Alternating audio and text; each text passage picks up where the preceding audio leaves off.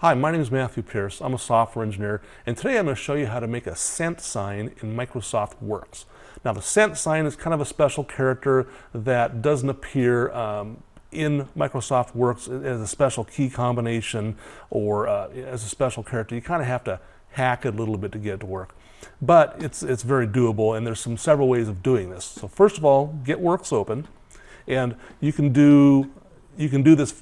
I'll show you the first way is go to your special character table here, and then 4 rows below the number 2 is usually the cent sign. In this font here, it's the symbol font. There is no cent sign. So I go to the next one, Tahoma, there it is right there.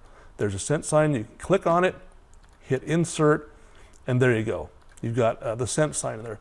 Now, a second way of doing this is you can hold down your Alt key, and then from the numeric keypad, and it has to be from the numeric keypad, you type 0162 in release, and then you'll see the cent sign pop up.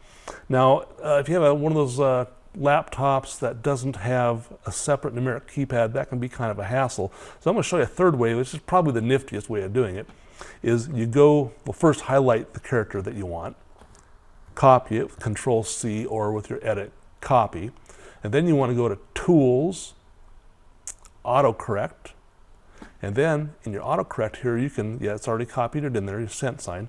You copy in your cent sign, and then you can put whatever special key sequence that you want to represent the cent sign.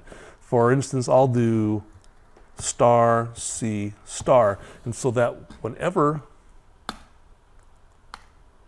I type, let's go star C star, it replaces it with a cent sign. So, that's 3 ways of doing it.